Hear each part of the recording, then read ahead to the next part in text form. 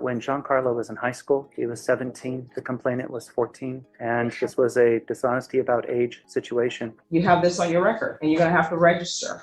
Unfortunately, he's young and immature and didn't realize what he was exposing himself to by getting involved with someone blindly through Snapchat. So here's the thing. It's best to walk through the front door instead of sneaking through a bedroom window or sneaking in at night and the parents not knowing. You understand? If I may be able to attend church again. Oh, no, we're not even at that point. We're at the point where you're on deferred adjudication. You're looking at 20 years in prison. Are you Mr. Armstrong? Yes, Your Honor.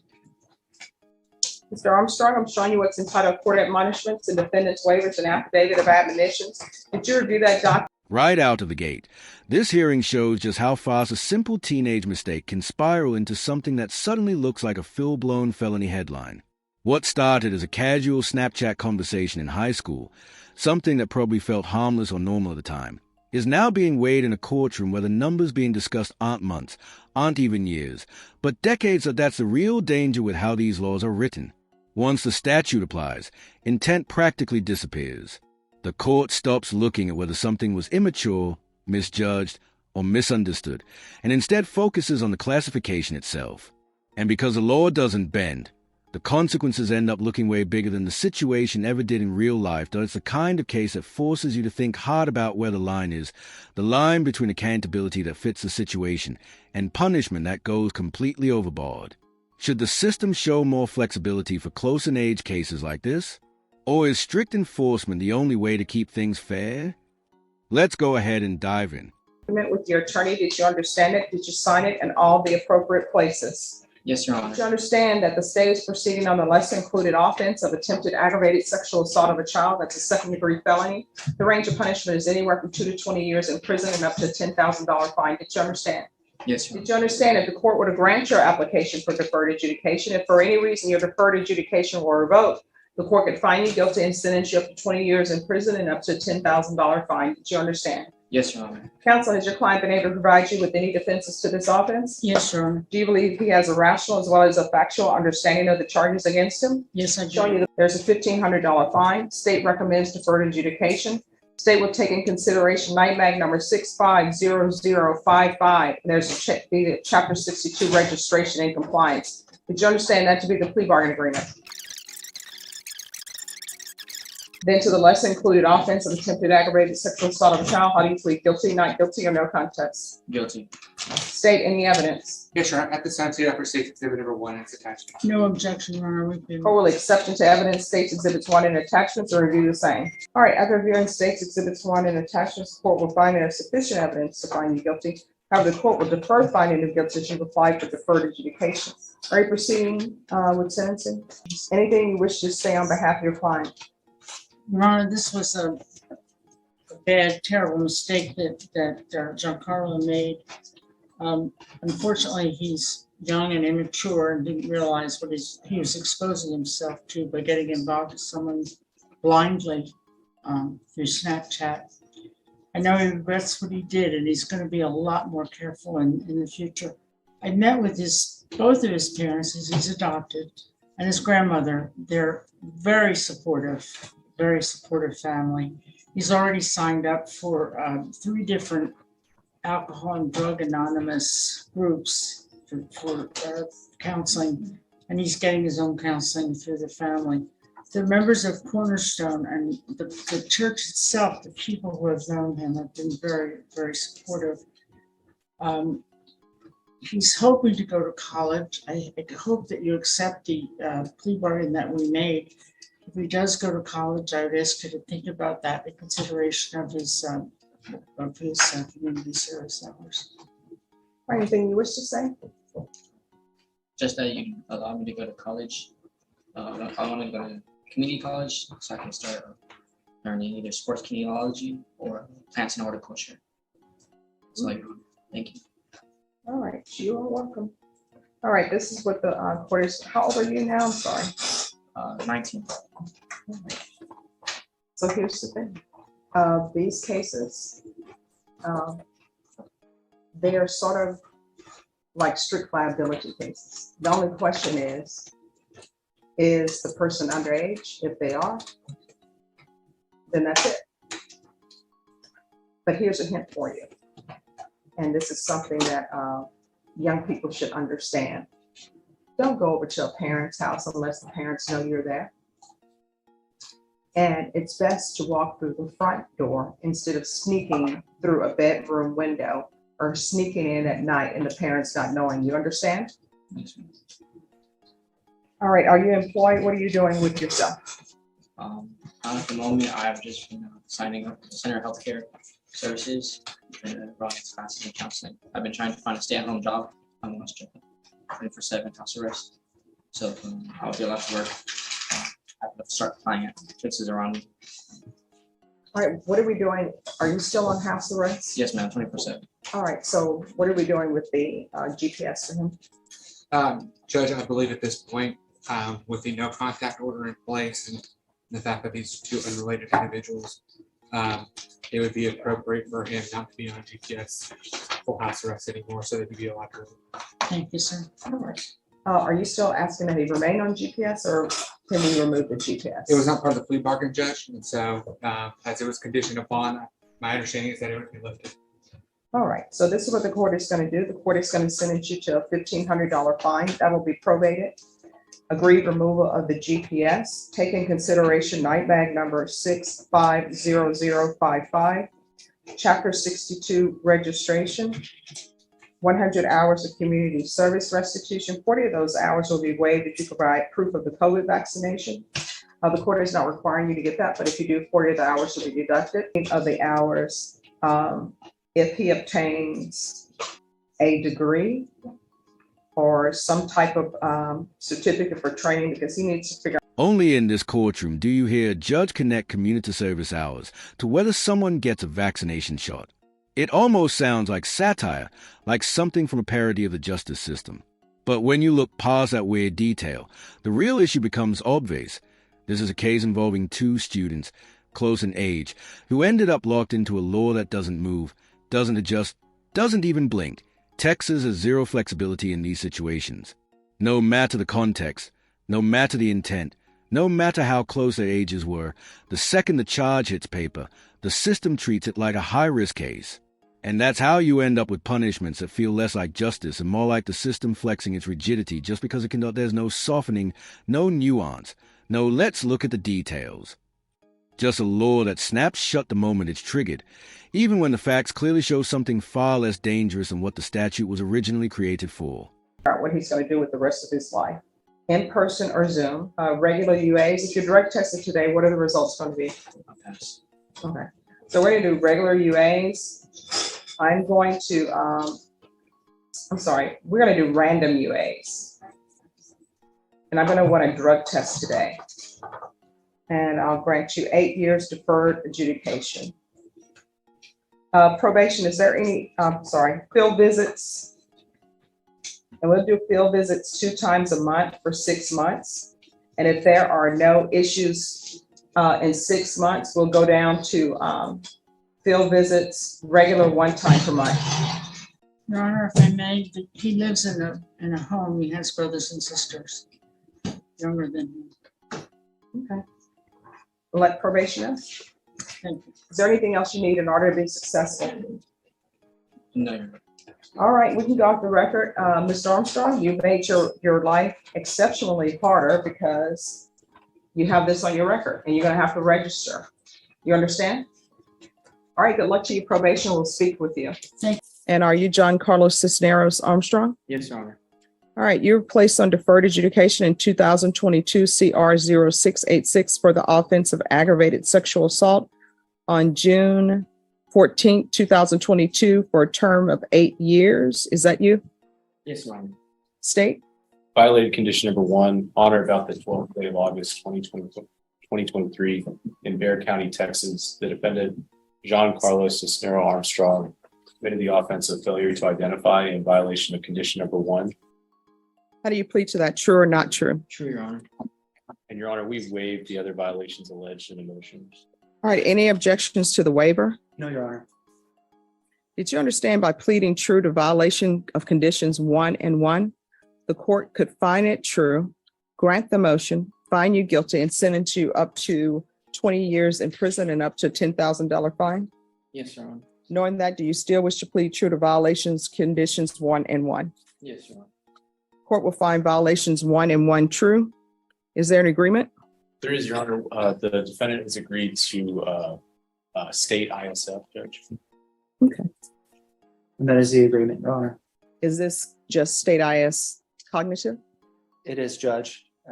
We checked a couple of days ago. I believe it would be a 40-day wait inpatient and I believe a 90-day inpatient after that. So he's aware that he's looking at a commitment of 130 days. All right. And is he eligible for state ISF? Your Honor, he will be. I forgot to mention.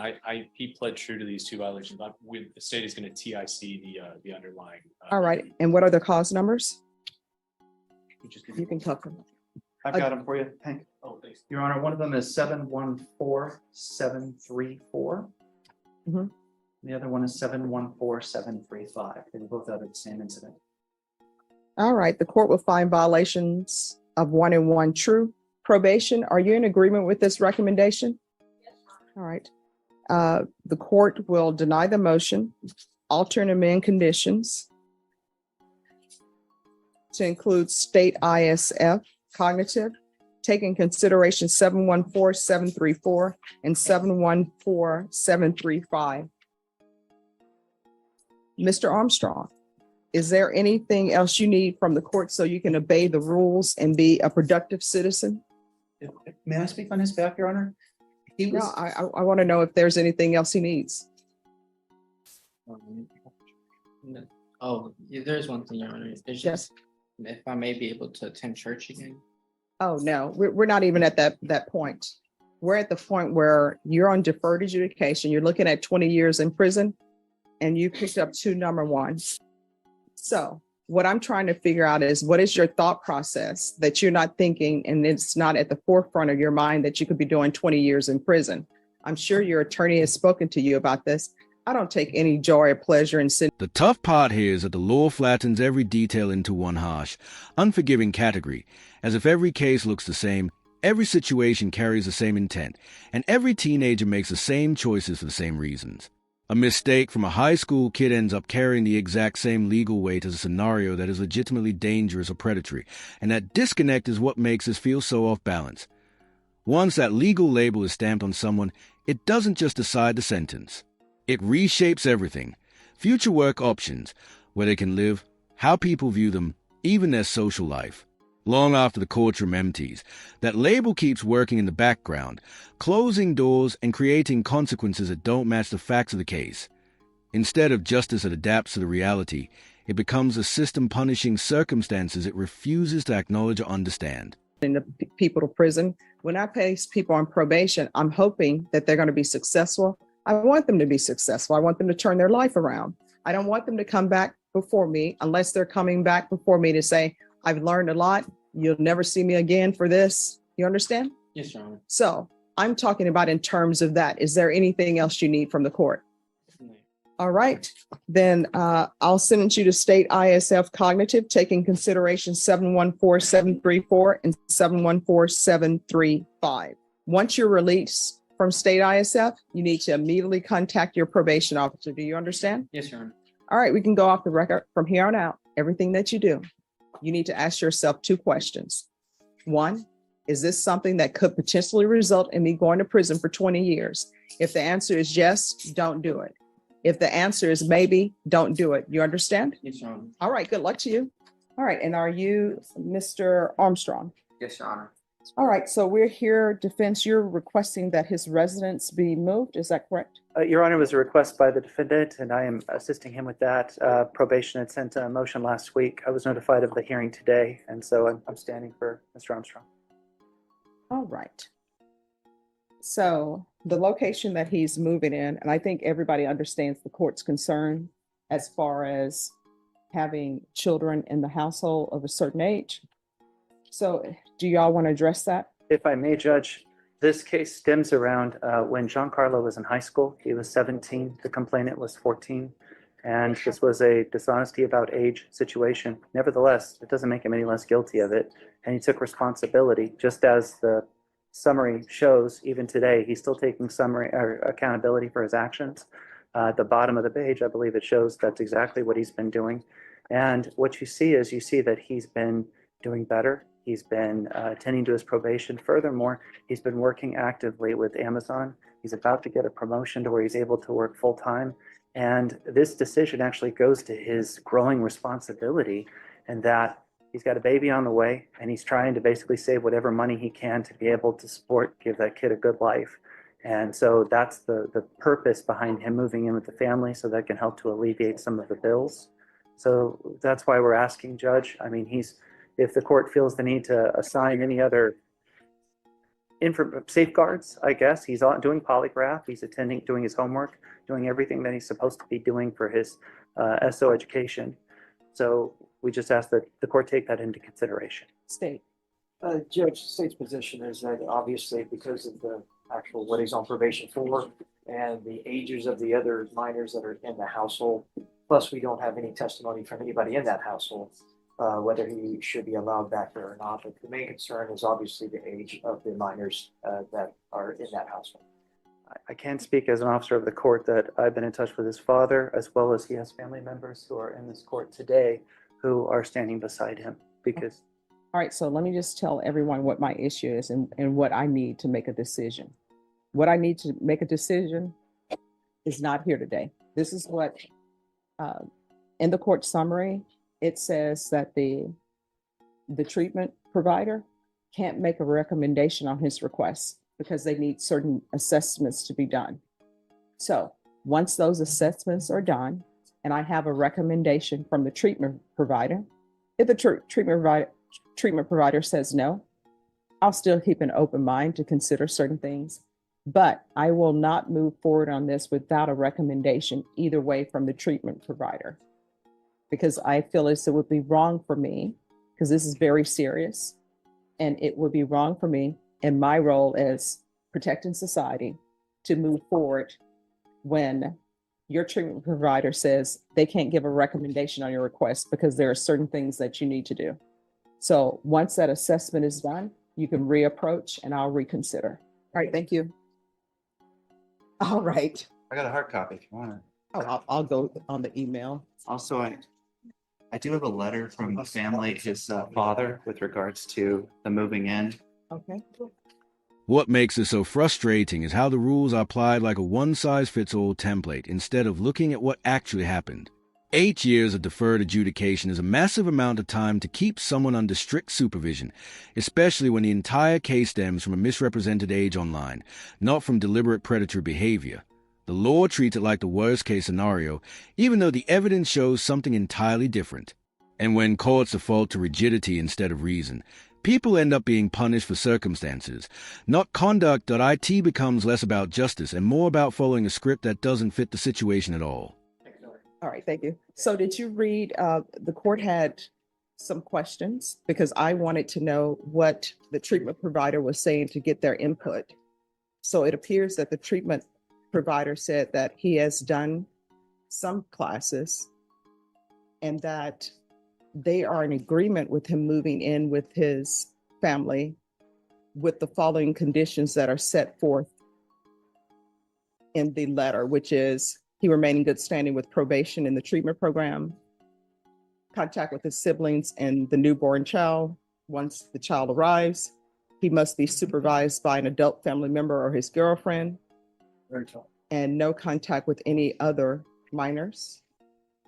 Complete the polygraph scheduling 2025 and complete the chaperone contract. And so your parents and your girlfriend, they're going to have to participate in the chaperone training. If they do not participate in that, or if they don't follow through, then you're going to have to move out. And I know that some of this is dependent upon them, but those are the rules. You understand? Yes. And Your Honor, the girlfriend is present and she's nodding and understanding at this. All right.